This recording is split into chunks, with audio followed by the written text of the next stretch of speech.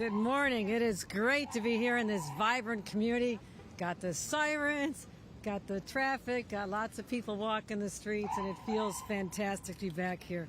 I'm joined by Captain Young of the New York State Police. I want to thank her for all she does. Where are you, Captain Young?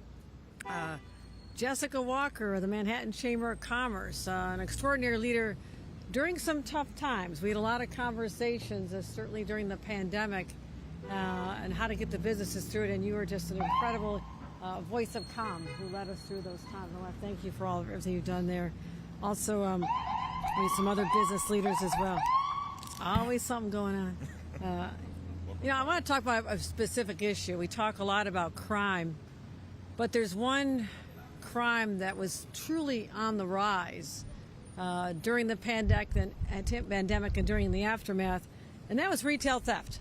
I went around the state, convened groups with small business leaders, the chambers of commerce, the bodega owners, the drugstore owners, and there was this panic because there was so much evidence of retail theft, whether it's just one person coming in, but oftentimes there was an organized crime operation behind it that was getting people to just literally go in and sweep the shelves, throw them in a vehicle, and put it online and sell it. And so we went at this pretty aggressively with the legislature, and I made a vow. I mean, these people came through a lot. They came through the pandemic, and they certainly don't need their inventory stolen right before their eyes. Plus, there was a high number of retail workers being assaulted, and in my opinion, the laws did not protect them adequately. So we sprung into action, and I will say there was a peak around 2022, right when I was coming into office,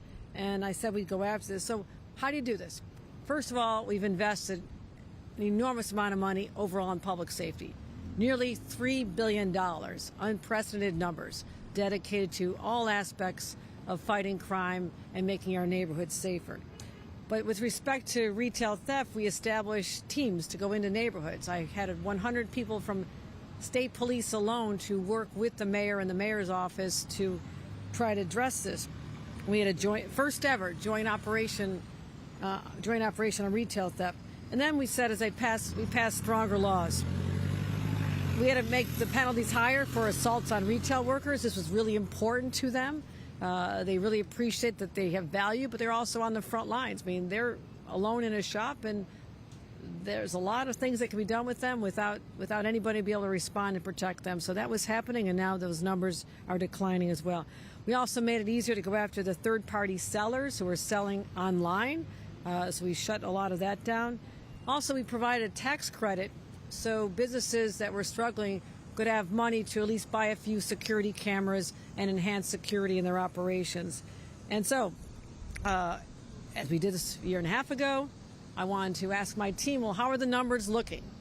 Is it making a difference? Because I judge by whether or not the crimes are going down. Well, we're down almost 12% just from last year. And as I talked to some of the business owners, I stopped in on my way here, they feel it as well. They don't feel that they're under siege as much as they had been before, and they're grateful for the work of law enforcement, number one, but also they know that significant laws were changed in the state legislature because I knew that needed to happen. So that's a good news story. There's other great news stories. I mean, the fact that murders are down 21% in New York City as well as 19% statewide, that is incredible. Shootings are down 20%. But again, you'll never hear me say we're done. We don't rest on our laurels. We never say mission accomplished, because one crime is one crime too many. And so we're going to continue that effort. But just to come out here again, neighborhoods that I visited during the height of this crisis, to hear from them on whether they feel the effects. And the answer is a resounding yes. But that just goes to show the power of working together with the community, the leaders of the business community, taking their voices to Albany, getting the changes we need, and now the numbers are showing a much, much better direction than the trajectory we had been on. So with that, let me turn it over to Jessica Walker to give you some observations from the Manhattan Chamber of Commerce, and again, grateful for all the work she does as well. Thank you so much, Governor. Harlem has turned a corner, and the whole city has turned a corner when it comes to crime. We are so grateful to the governor for listening to the small business community when we said that retail theft was out of control. She took action, and we are now starting to see the fruit from that action. Discovery reform is another big step that we thought that we needed, and she got it done. We are so grateful that we are starting to see and witness the changes that businesses are feeling. We are very thankful. She said there is more work to do, but we are very, very confident in our collaboration, working with the governor and the mayor to get it done. So thank you, thank you, thank you. I'd like to hear from one of the leaders that I rely on for guidance when we're fighting crime, and that is Captain Young. We'll have a few words from her as well. Thank you.